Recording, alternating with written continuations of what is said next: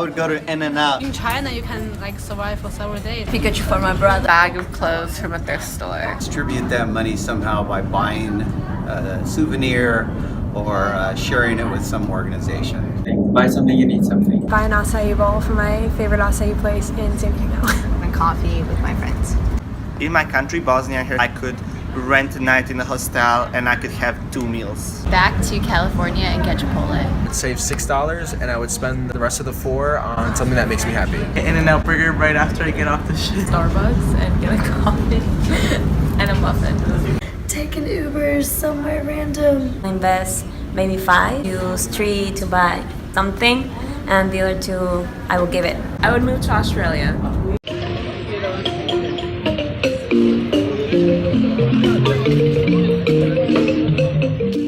During the course of our voyage, we have traveled to various countries, and travel generally entails a new environment, multiple currency exchanges, and a considerable amount of transactions.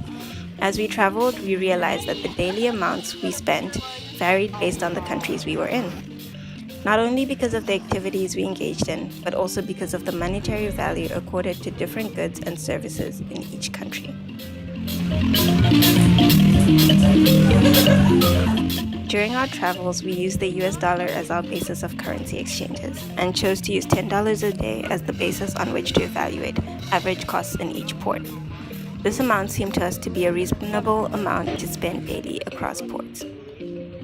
As travelers, we felt this amount would be enough to pay for transportation, meals, some tourist attractions, and maybe even a bit of shopping, depending on the port. For the ports we visited, we have used the exchange rate at the time of entry to decide how much $10 would be in the local currency. We, however, think it is important to acknowledge that for many people, this amount may be beyond their own daily means, and for some, it may be too little. Nevertheless, our video project aims to show how a traveler may spend their money in different countries and hopefully support local businesses and take advantage of local services.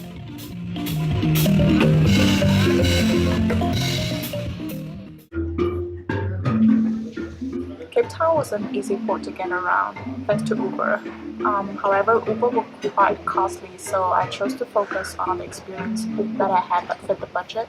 For example, I got to see the penguins for 60 Rand at Boulder Beach, climb Table Mountain for free, and even had a local meal for 40 Rand at an underground local restaurant.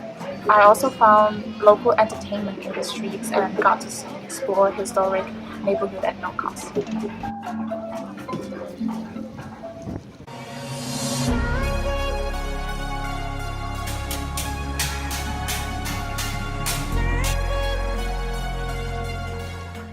India was really amazing. First day, I took the tuk-tuk. It is very cheap, but you do need to bargain with the driver. So all day together, I spent 300 for the transportation. Because Kerala and Kochi is such a diverse place religion-wise, I went to a Christian church and a Hindu temple, both for free. And for lunch, because Kochi is so close to the ocean, you can actually go to the fish market to get the fish and crabs the fishermen just got that morning. So I spent 150 for the tiger prawn and 100 for a big fish. Then I brought it to one of this hotel next to the market. They only charged me for 100 for cooking all the fish. And then in the afternoon, I went to this traditional laundry place, also for free. So altogether, it's really compact. And next day, I only spent 650, which is $10.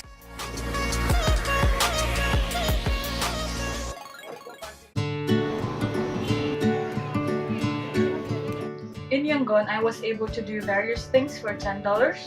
I found out that as a traveler, most of my expenses goes towards admission fees for tourist attractions. For example, I went to Botadong Pagoda and the entrance fee was 6,000 chats for foreigners. I learned about the ceremony of pouring water to my animal spirit. Transportation was also cheap. One-way ticket cost 100 chats. However, navigating through buses was difficult since bus stops are difficult to find and most signs were in Burmese. I was also able to eat local street food. For 4,000 chats, I got 2 rice and noodle bowls, and I bought a local newspaper for 500 chats.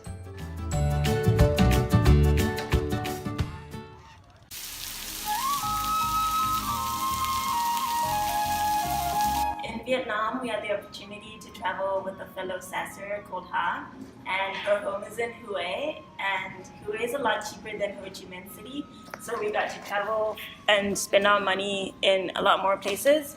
In Hue, I managed to visit the imperial city for only 90,000 dong, which is a great educational opportunity as it is a place of historical importance in Vietnam.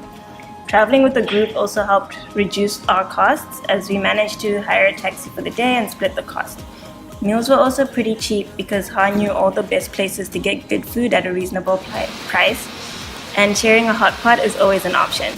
I also got to tour a textile factory that produces home accessories sold locally and also supplied to IKEA. And of course, some of the best parts of our travel was the things I saw just wandering around the cities and talking to local people such as Huang, a human resource person at Frangia, a company in Hue, who had the following to say regarding our project. So until now, I spent around 5 million for my living, and sometimes I need to try the activity for entertainment with my friend. To socialize, something like that. So 5 million Vietnam dong now is okay. I think I can do that, and I still have some money from saving to save some money. Way to live now, I think $10 I can live 1 or 2 days. 1 and 2 days. And so, which activities you can do if you have $10?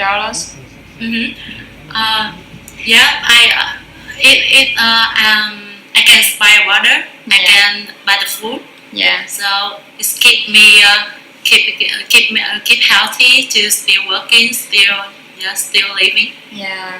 Okay. Not doing any entertainment activity. No, it's just the basic need. China was very easy to travel around. Everything was fantastic. I spent the whole morning in the Chinese traditional park for only 30 yuan.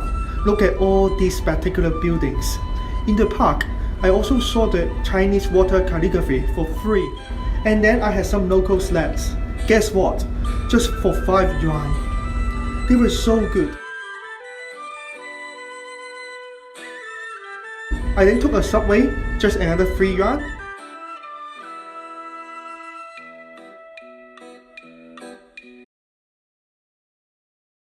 Then of course, dinner time, 28 yuan for the local food. Now, let's listen to the local Chinese student on how she will spend the $10. I think like $10 is basically my whole day expense on food and drink. It will buy me a cup of coffee in Family Mart, and also for my breakfast, lunch, and dinner. All of them together basically is $10. It's usually maybe a cup of noodle, or maybe several dishes with some rice. Yeah, you can just basically buy them in the cafeteria, which will be much cheaper than you purchase some of the food outside. And I think I'm just the average level of living expenses of Shanghai students, because sometimes I still like choose to eat outside the campus. I think it's like you can buy a very fascinating book with $10. And you can even buy 2 or 3 if you want.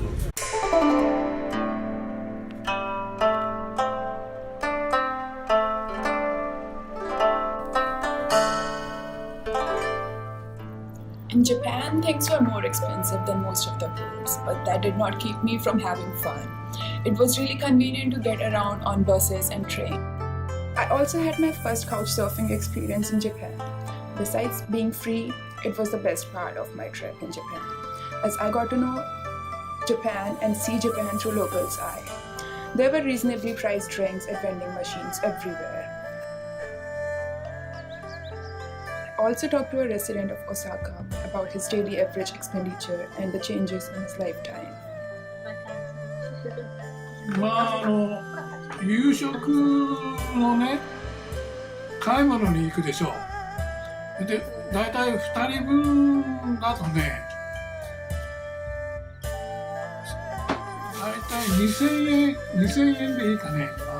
2人分、だから1人分1000円あれば、今日の夜と朝の大体の食事は一人前だったらできる。ね。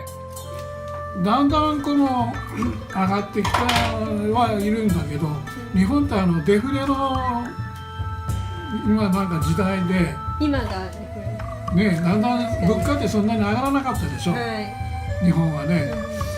だからそう急にこう上がったとかいうことはあまり感じませんけどね。Japan had a lot of free attractions for tourists, and I was able to find food and snacks that weren't so expensive.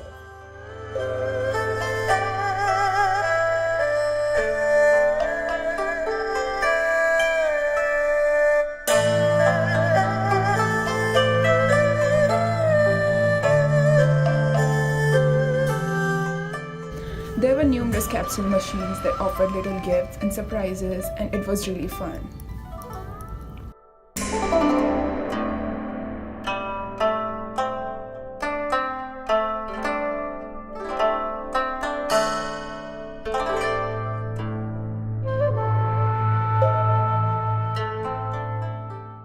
The relative value of $10 changes not only because of the local economy, but also because of who you are, your responsibilities, your interests, the cost of living, and your lifestyle. Over the course of our project, we were able to try local foods, drinks, fruits, use local modes of transport, visit places of social and cultural importance, shop, and even engage with local people and enjoy local entertainment.